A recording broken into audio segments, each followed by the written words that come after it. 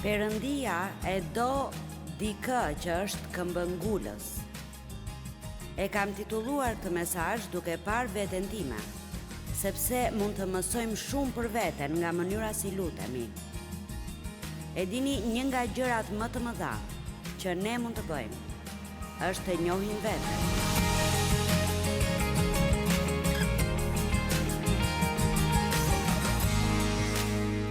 Sot do të flas për 3 nga shëmbëltyrat që kanë të bëjnë me lutjen. Lutja është mahnitëse.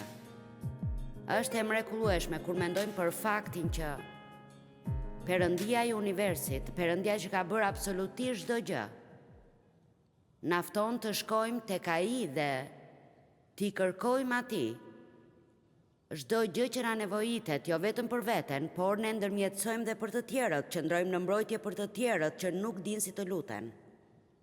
Ka 2 shërbesa që Perëndia i ka dhënë çdo të krishteri, njëra është e ndërmjetësimit dhe tjetra është shërbesa e pajtimit, dhe ne përdoremi nga Perëndia për të ndihmuar mëkatarët të pajtohen me Perëndin.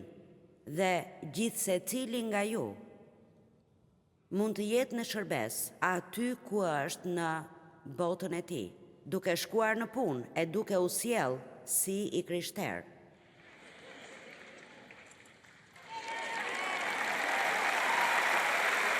Amen. Dhe ndjej këtë fuqishëm, mund t'ju them se shumë të krishterë kanë aq shumë nga bota në brendësi, sa që bota nuk dallon të ketë ndonjë ndryshim midis tyre. Dhe ne duhet të kuptojmë se po jetojmë në kohë jashtëzakonisht të rëndësishme. Unë besoj se ditët në të cilat jetojmë janë më të këqijat me të cilat jemi përballur ndonjëherë, dhe nuk dua të jem negative, por nuk mendoj se do të bëhet më mirë. Madje ndoshta do të bëhet më keq, sepse mendoj se po i afrohemi kohës kur Jezusi do të kthehet përsëri.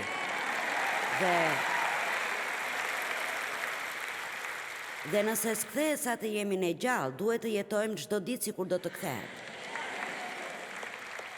Mendoj se sa gjëra do të ndryshonim në jetën tonë, po ta dinim se Jezusi do të vinte sot. Dhe kështu duhet të jetojmë në këtë mënyrë. Dhe ju, nëse po jetoni në këtë ditë dhe orë, ju, më dëgjoni, jeni shumë të rëndësishëm për kauzën e Krishtit. Dhe gjithsecili prej jush është shumë i rëndësishëm. Mos lejoni që djallit ju bindë se nuk keni asnjë rëndësi dhe se ju thjesht nuk keni qëllim. Gjithsecili prej jush është i rëndësishëm. Ju mundeni që në lagjen tuaj, në shkollën tuaj, sa herë shkoni për të bërë pazar, në vendin ku punoni, thjesht të jeni të lumtur, thjesht të jeni në paqe, të jeni të mirë me njerëzit, dhe do të mahniteni se sa shpejt njerëzit do ta kuptojnë përse jeni ashtu siç jeni, dhe kur njerëzit të fillojnë të bëjnë pyetje, nuk do të ndiheni sikur po përpiqeni të ndani Jezusin me dikë që nuk do të dëgjoj. Kështu jeni të rëndësishëm për kauzën e Krishtit.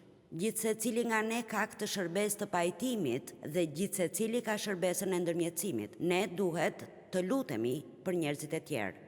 Mendoj se lutja është një privilegj. Nuk është një detyrim. Është diçka që ne duhet jemi të gëzuar ta bëjmë, dhe mendoj në shumë mënyra ajo ka marrë më shumë se ç'duhet ngjyrim fetar. Është si diçka që ne ndjejmë se është detyra jonë dhe duhet ta bëjmë. Unë jam pro caktimit të një kohe lutjeje. Unë kam një kohë çdo mëngjes që e kaloj me Perëndin.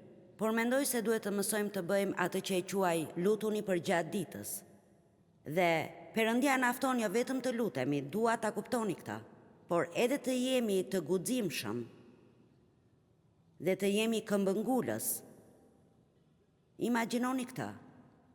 Lutuni me guxim, sepse unë mund të bëj më shumë nga sa ju mund të shpresoni, kërkoni apo mendoni. Perëndia s'do që ne të kërkojmë veç gjëra të vogla. Ai do të kërkojmë gjëra që mendja jon as që nuk arrin dot t'i perceptoj. Si të themi, Perëndie kam të vështirë të besoj se ti do ta bësh këtë për mua, por do ta kërkoj sepse ti thua se mund të bësh më shumë nga sa unë guxoj. Dhe ndoshta disa nga ju duhet të jenë më të guximshëm në lutjet e tyre dhe duhet të fillojnë të kërkojnë Perëndis gjëra më të mëdha. Dhe sigurisht, ne si jemi të denj, ne nuk i meritojmë. Me shumë të drejtë Perëndia s'duhet të bëjë asgjë për ne, por kjo është e mrekullueshme këtu. Ai nuk bën gjëra për ne nga që ne jemi të mirë. Ai bën ato sepse ai është i mirë.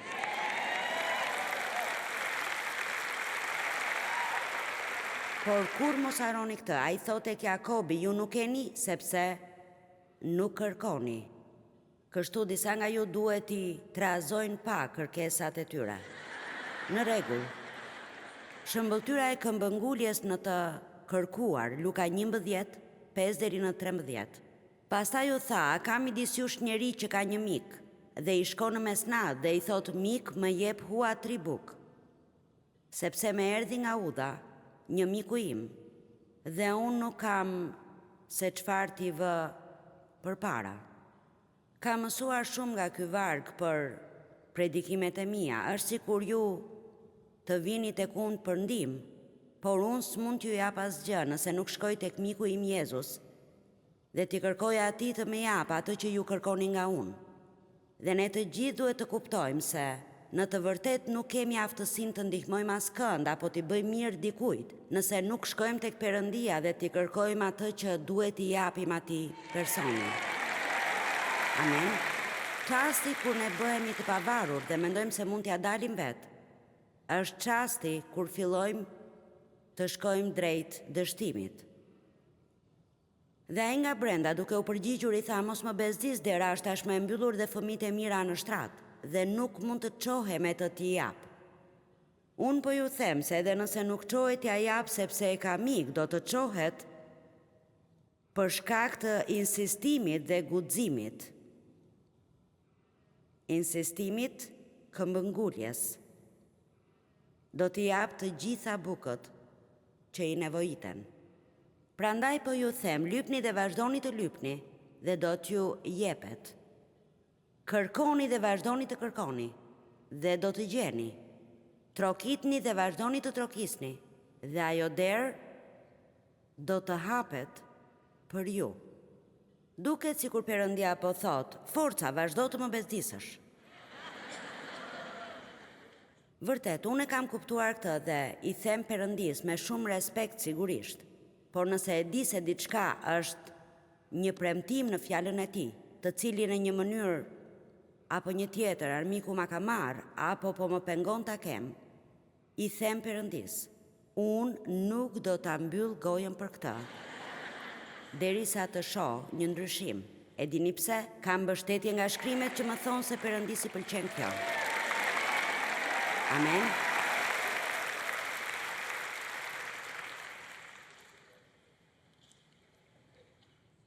Sepse kushdo që lyp me këmbëngulje, merr, dhe kush vazhdon të kërkoj me këmbëngulje, gjen, dhe atij që troket me këmbëngulje, do t'i hapet dera. Sa nga ju mund të kenë hequr dorë nga lutjet për diçka? Ndoshta janë lutur për një vit dhe asgjë s'ka ndodhur dhe kanë thënë, e di, nuk ka për të ndodhur. Kanë kaluar te diçka tjetër. Unë luta për shpëtimin e Timeti për 30 vite me radhë dhe më kujtohet një ditë, u bëra shumë e guximshme dhe i thash Zotit, e di çfarë? Unë po të kërkoj që ti ta shpëtosh atë si një favor për mua, sepse pas gjithë atij abuzimi dhe asaj që ai më bëri në jetë, ti po më lejon të ndihmoj kaq shumë njerëz në mbar botën. Dhe unë nuk dua që të ndihmoj ata e të shoh ti ma të shkoj në ferr, kështu që unë po të kërkoj, edhe nëse ai s'do që të shpëtohet, bëhe si favor për mua.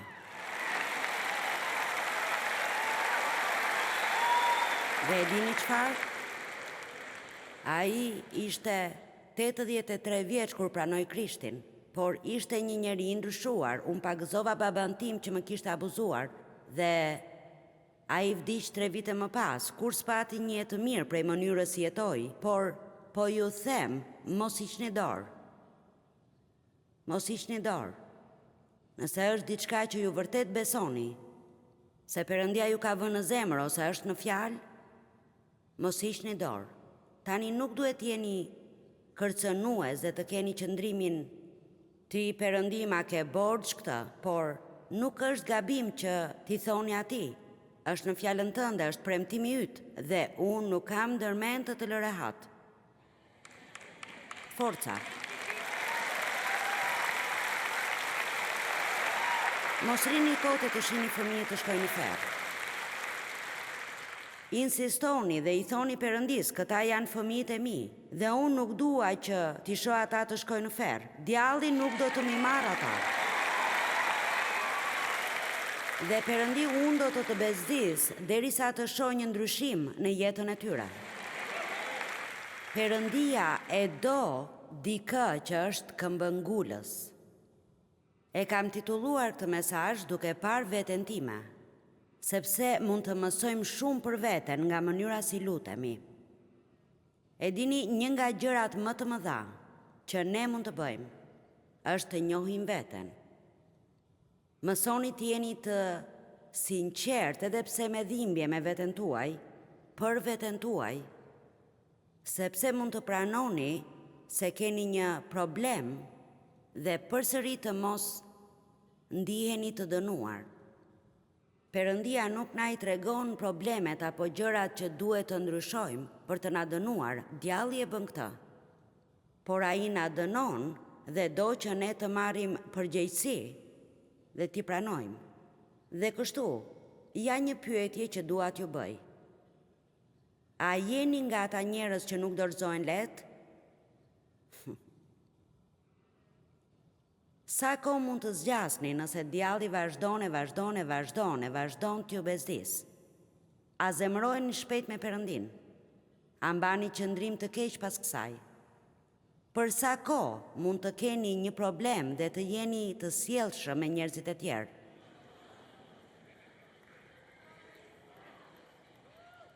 Forca. Amen. Është interesante, ne kalojmë 40 vite duke jetuar në mëkat dhe duke bërë çdo gjë gabim.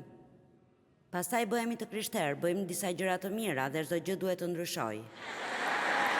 Po ju them, duhet jeni gati të bëni atë që është e drejtë përsëri.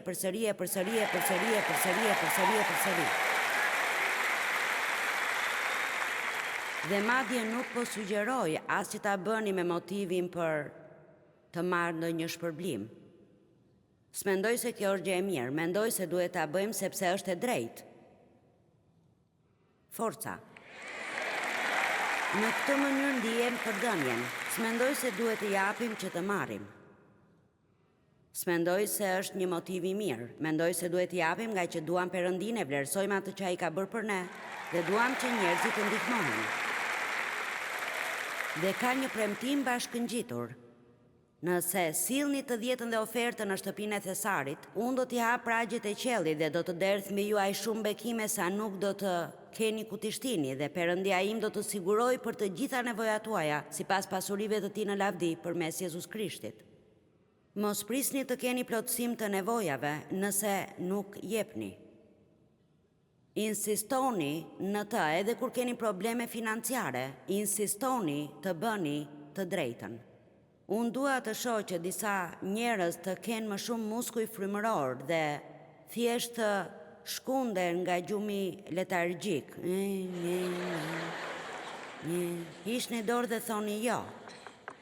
Ka një jetë që Jezus i vdi që unë ta kem, dhe unë do ta kem atë.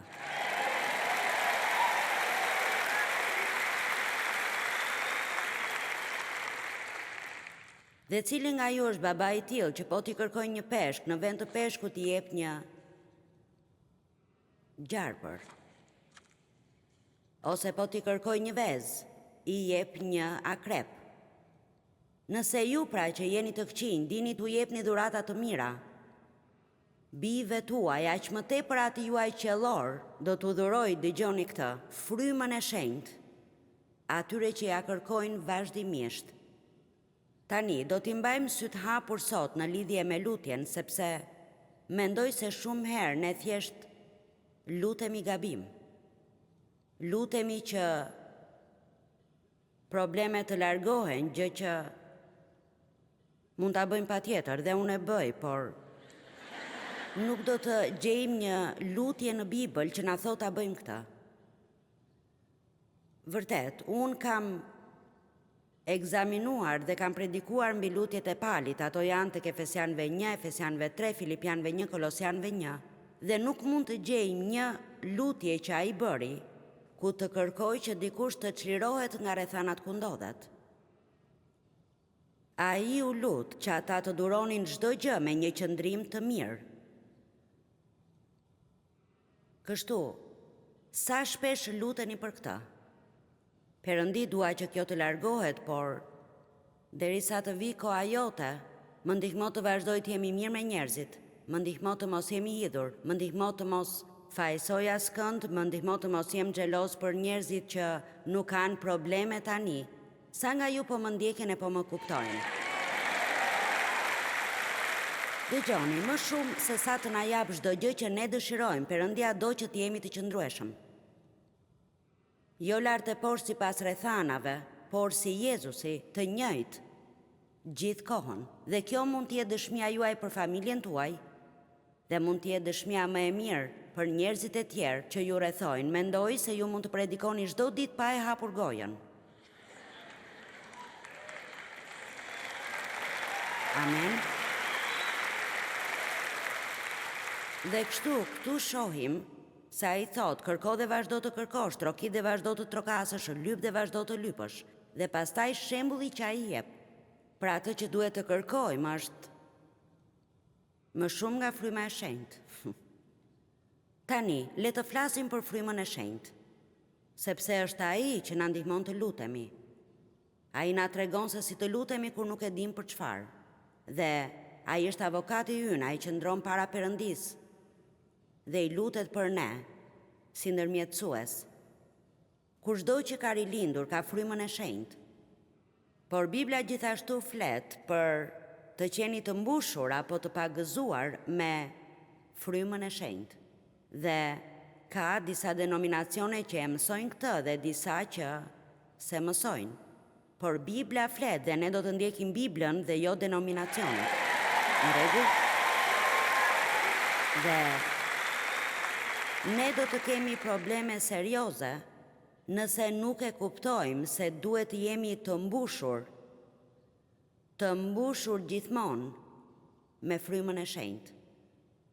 Tek Efesianëve, kapitulli 5, vargu 18, thuhet mbushuni dhe vazhdimisht drejtohuni nga fryma e shenjtë. Një përkthim tjetër që më pëlqen më shumë thot mbushuni gjithmonë me frymën e shenjtë. Mendoj se çdo ditë në lutjet tona, një nga gjërat që duhet të kërkojmë është më mbush plot derisa të derdhem me frymën tënde të shenjtë. Nuk dua që thjesht të kem frymën e shenjtë, dua që fryma e shenjtë të më pushtojë mua. Amen. Ndoshta jeni duke u munduar pak në jetën tuaj të lutjes dhe nëse doni të merrni shënime, unë do t'ju them shumë gjëra të mira për të cilat mund të luteni dhe që do ta gjallërojnë jetën tuaj të lutjes. Lutuni çdo ditë që Perëndia t'ju forcoj që t'jeni në gjendje të silleni ashtu siç duhet, mos u përpiqni ta bëni me forcat tuaja. Sepse pa Perëndin do të dështoni, të ndarë prej mejes mund të bëni asgjë. Por fryma e shenjtë është fuqizuesi ynë.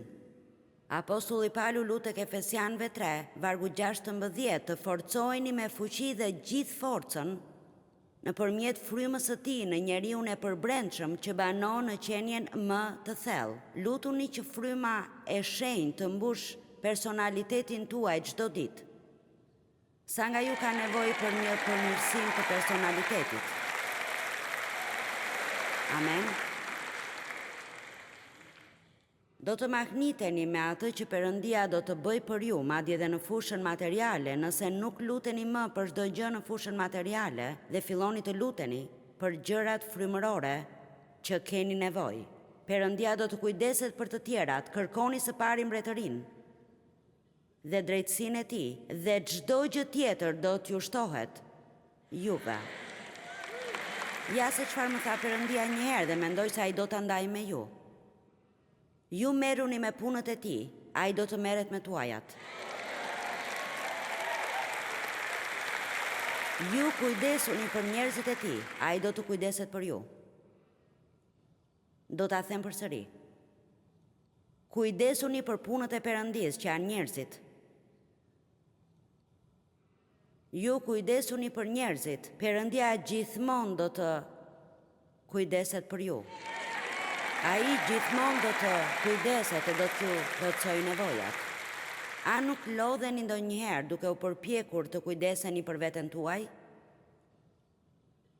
Po them vërtet. Disa nga ju janë të raskapitur nga përpjekjet për të marrë atë që duan. Shumë të dashur, do të sillem si apostulli i parë. Kuptoni se nëse bëni atë që Perëndia do të bëni, ai do t'ju jap çdo gjë që është e drejtë që ju ta keni. Dhe nëse Perëndia nuk do që ta keni, pse do ta doni gjithsesi, sepse ajo do t'ju bëjë të lumtur.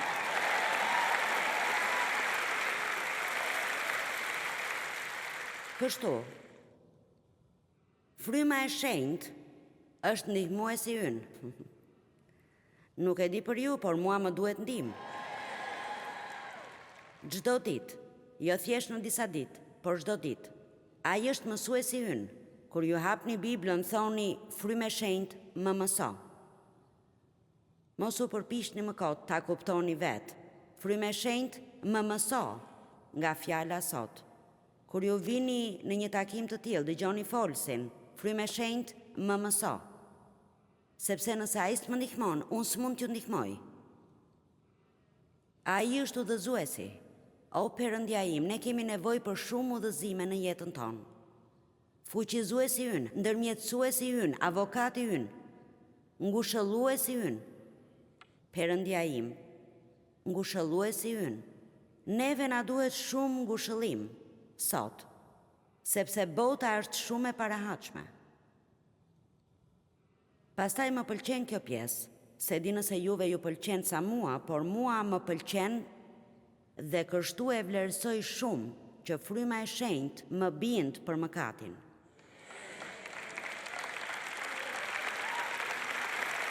Dua të them se absolutisht më pëlqen kur Perëndia më paralajmëron. S'ke pse e thua këtë? Mos vepro kështu. Ti duhet të shkosh atje e të kërkosh falje. Të paturit e frymës së shenjtë në jetën tuaj, që ju udhëzon dhe ju ndihmon dhe ju mëson dhe ju bind për mëkatin, është mënyra e vetme si mund ta jetoni këtë jetë.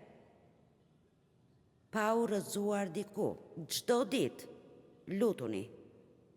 Frymë e shenjtë më mbush, më pagëzo sërish me fuqinë e frymës së shenjtë. Tani, me frymën e shenjtë vjen edhe dhunti për të cilat ne nuk flasim sa duhet në kisha sot, që janë cilësi të mbinatyrshme fuqie. Po them, ju do të ishit si një llampë jo e fuqishme në një kuti, po të mos i donit të gjitha ato cilësi mbinatyrore të fuqisë që mund të mernit, sepse sa më shumë fuqi të keni, aq më e lehtë bëhet jeta.